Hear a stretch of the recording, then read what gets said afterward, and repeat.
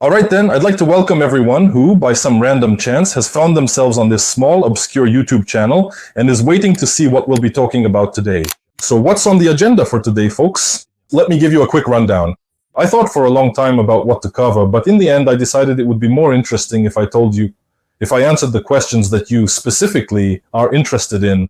Many of you might be wondering, who is you? You write to us a lot. You write comments, you write on Instagram, you write on Telegram, you write comments on our second YouTube channel. You write to Memory Steel support.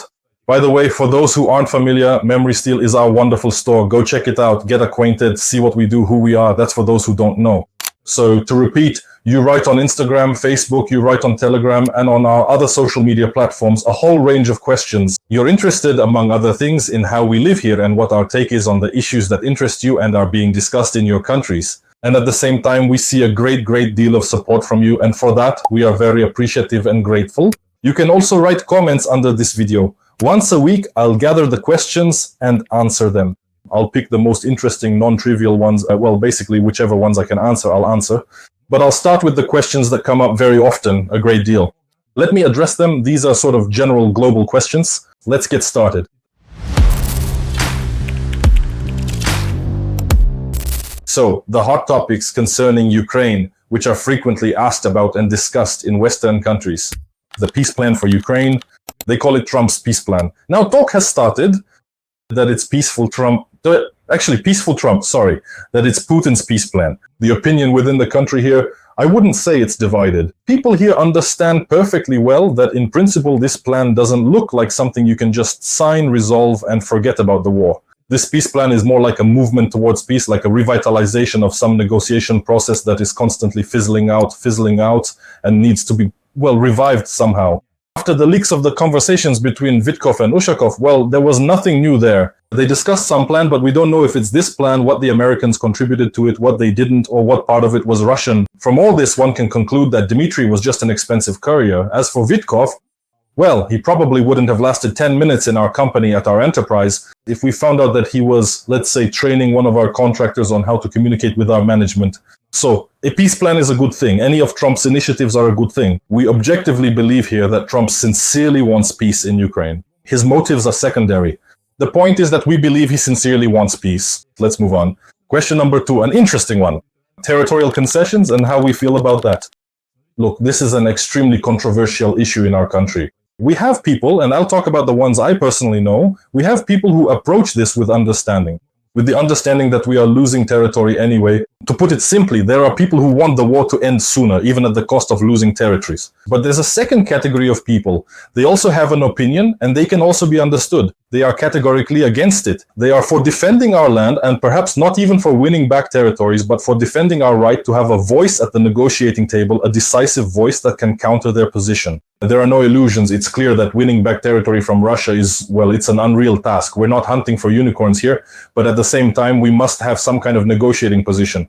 There is no single opinion. Holding a referendum is impossible, so Zelensky is in a very difficult situation. By the way, on this same topic, in the West, peace at the price of sovereignty is being hotly debated. Listen, we're not really talking about sovereignty here anymore. Let's be realists. This is about how many more lives must be given for the negotiation process to move from a standstill. The financial and economic burden on Ukraine? It's a good question. In the West, there are many disputes about how much to give Ukraine, what to expect in return, whether the conditions are fair, and whether the donor countries can handle the burden. And for me, this is a very strange question.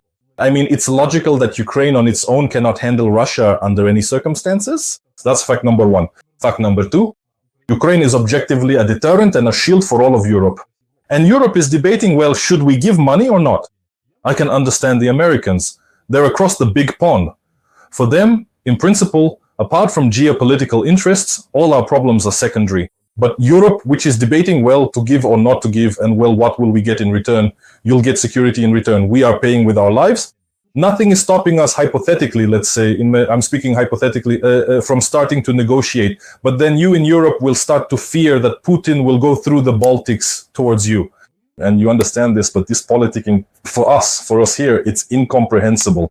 Let's move on. Ukraine's military resilience. By the way, many are concerned about whether the country, our army, can defend the country and hold the fronts, considering that the Russians are slowly but advancing. But you have to understand, The disparity between our army and the Russian army, and we've been holding them back for so many years. Yes, at a great cost, yes, with your help, but we are holding this on our own shoulders. And we can hold it for many more years, but it's a very high price.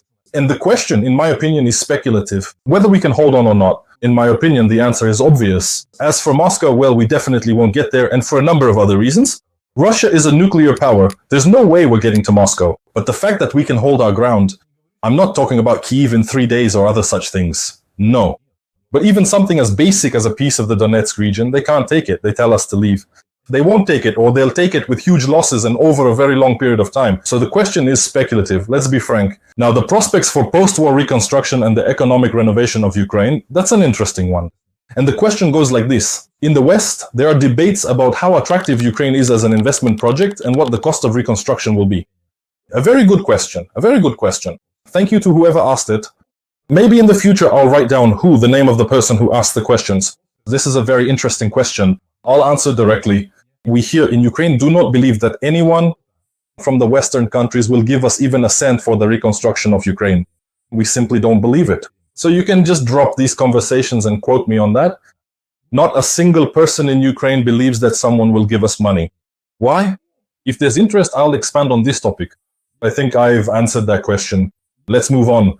The humanitarian consequences of the war. Refugees, migration, the impact on European countries. So European countries aren't affected by migration from Afghanistan, from Syria, not affected by it. From Sudan, not affected by it. From, I was going to say Yemen, but probably more from Pakistan. It doesn't affect them. You see, Ukrainian migration affects them, but these are people who work. Of course, there are idiots among them. They're everywhere. But so far in Europe, crimes have been noticed against Ukrainians, not the other way around. For what? I don't understand. We have normal, beautiful women. They all work. They left with their children. Europe should be grateful for this. Forgive my, I don't know what to call it, chauvinism? No, well, it doesn't matter anyway. But I don't understand this question. For us, it's a problem because we understand that people will assimilate there and stay there to live, get married, have children, and work for their economy. They won't come back here, considering the answer to the previous question, that we will be left, the country will be in ruins, and people, they want to strive for something better. They want to live in better conditions, and that's normal. You can understand them. But to speculate that they will somehow negatively affect Europe, I'm sorry, I can't understand that. Next question. Geopolitics, hypothetical long-term scenarios. Cold War, a new European order, transatlantic alliances. The West is pondering whether the conflict could escalate into a long-term confrontation and what Ukraine's role will be. The West is discussing Ukraine's role in the upcoming geopolitical confrontation without bothering to ask us. So they're imposing a certain narrative on us. I'm talking about the fact that we see these questions and how we here internally feel about them. In each of these cases, the West sees us as some kind of battering ram, at the vanguard of any offensive. It's hard to answer that question. For now, our opinions on NATO are divided, as are many other things. Of course, pro-Russian sentiments are unpopular now. They don't exist. But we also clearly see the reaction of the global community, the West, NATO, to our situation. We see the aid they give us bit by bit, just enough so that we don't quickly lose the war, just a little at a time. They can't give us enough to fight the way we need to, and this role, we really don't like it. Also, good question. Number 10, domestic political and social reforms in Ukraine. What does the West want to see, and is Ukraine ready to change? This question is, a sore spot for the entire country. Because the West has dictated so many reforms to us, and they are being implemented with varying degrees, not of complexity, but of success. But they are being implemented. All of our major companies have supervisory boards with Western members, anti-corruption bodies, and anti-corruption prosecutor's office. A lot is being implemented, and I don't understand why this isn't being seen. But to be fair, of course, we still have a ways to go. I don't want to highlight our internal problems right now, but I'll tell you more. No one in the West even touches on these problems. They're our internal issues. What interests them is, look, the fight against corruption. Is there a fight against corruption now? Yes, it's all working. It's working. The president's inner circle is now under pressure from anti-corruption agencies. Great. Institutional reform. What that means isn't explained either. The economy, human rights. Look, for us here on the inside, it's a good thing that the West is setting these conditions. We're glad about it. Objective, as people, we are glad about it. The work of NABU right now, the whole country is applauding it. But you in the West have to understand that you see the picture of our country through your television, through the prism of your own news. And the news might highlight our politicians, our unscrupulous representatives, while forgetting that 99% of us are people just like me. People like this. But not everyone can get on their phone, record themselves, upload it to YouTube, and somehow try to get the message across. Over there to you to get it across so you understand that there's us, and then there are the unscrupulous politicians. There are conscientious politicians, there are good politicians. You have to understand we're living in a state of war. This in no way justifies anyone. But it also doesn't give anyone the right to denigrate us as a people, which unfortunately many in the West are doing right now. But the voice of reason is still louder, and I see a lot of letters of support. I see a great deal of positive feedback for which I am incredibly grateful. Leave your comments. I read them all and I reply to them all. And once a week I'll be doing a digest based on your questions. Thank you and peace to all.